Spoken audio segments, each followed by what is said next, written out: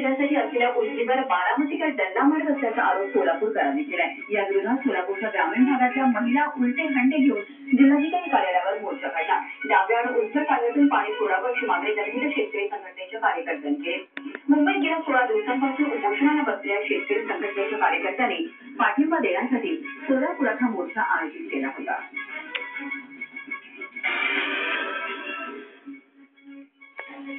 Ratnagiri gas वीज निर्मितीचा प्रकल्प हा केंद्र सरकारकडे हस्तांतरित करण्याचा राज्य सरकार गांभीर्याने विचार करत आहे।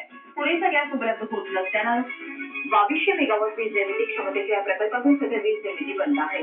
गॅस उपलब्ध न होण्याचा प्रकार वारंवार होतोय। तसंच तयार होणारी वीज ही काहीशी महागली आहे। या कारणांमुळे महावितरण कंपनीनं 22 जानेवारी 2013ला रत्नागिरी गॅस वीज निर्मिती प्रकल्प केंद्राकडे हस्तांतरित करावा असा प्रस्ताव राज्य सरकारला पाठवला।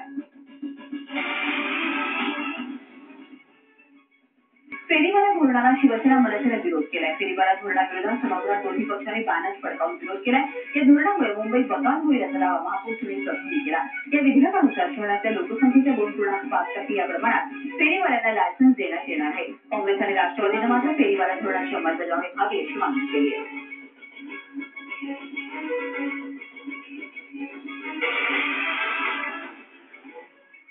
यूपीएससी परीक्षेत मराठी माध्यमाच्या वापरावर घालण्यात आलेल्या मर्यादांच्या विरोधात मनसेनं पुण्यात आंदोलन केलं। मनसे कार्यकर्त्यांनी शहरातील पोस्ट ऑफिस कार्यालयाबाहेर हिंदी भाषेतील फलकांना काळं फासलं। यूपीएससीकडून मराठी भाषेवर अन्याय होत असून मराठी भाषा हद्दपार करण्याचा लाभ असल्याचा आरोप आंदोलनकर्त्यांनी केलाय। मनसे कार्यकर्त्यांनी सरकार तसंच यूपीएससी विरोधी घोषणा देत हा निर्णय मागे घेण्याची मागणी केली।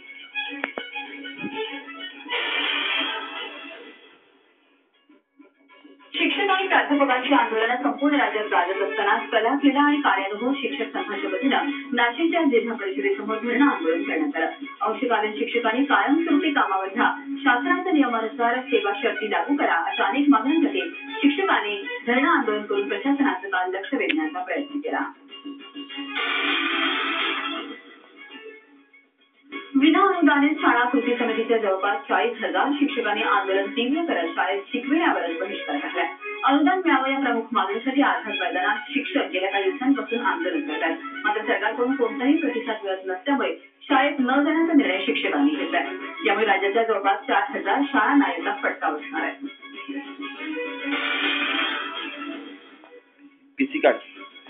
विरारमध्ये एका बांधकाम व्यावसायिकावर गोळीबार करण्यात आलाय। विरारच्या मनवेलपाडा चौधरी कंपाऊंडजवळ गावठी कट्ट्यानं हा गोळीबार झालाय। म्हणजे या गोळीबाराचा प्रकार सीसीटीव्हीत कैद झालाय। विरार पोलिसांनी या प्रकरणी मेहुल तोरणकर आणि चंदू पाटील या दोघांना अटक केलेली आहे। या हल्ल्यात जखमी झालेल्या हरिशंकर दुबेला उपचारासाठी हॉस्पिटलमध्ये दाखल करण्यात आलाय। वसई तालुक्यातील ही या आठवड्यातील गोळीबाराची तिसरी घटना आहे।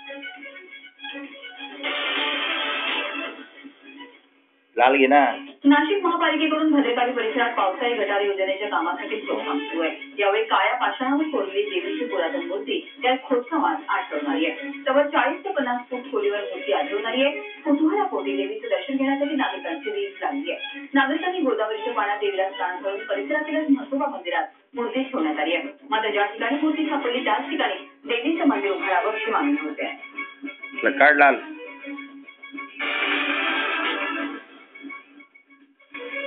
मीडिया आणि मनोरंजन विषय या सदनामध्ये अनेक विषयांवरील चर्चासत्राचं आयोजन फिक्की फ्रेंड्स या संस्थेतर्फे करण्यात आलं। 12 ते 14 मार्च अशी 3 दिवस या क्षेत्रातील अनेक दिग्गज या संमेलनाला मार्गदर्शन करतात।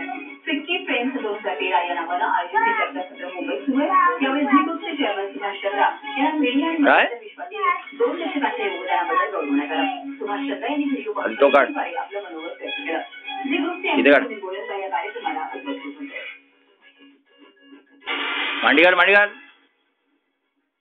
असंख्य भाविकांचं श्रद्धास्थान असलेल्या जेजुरीमध्ये खंडोबारायाचा पालखी सोहळा मोठ्या उत्साहात पार पडला।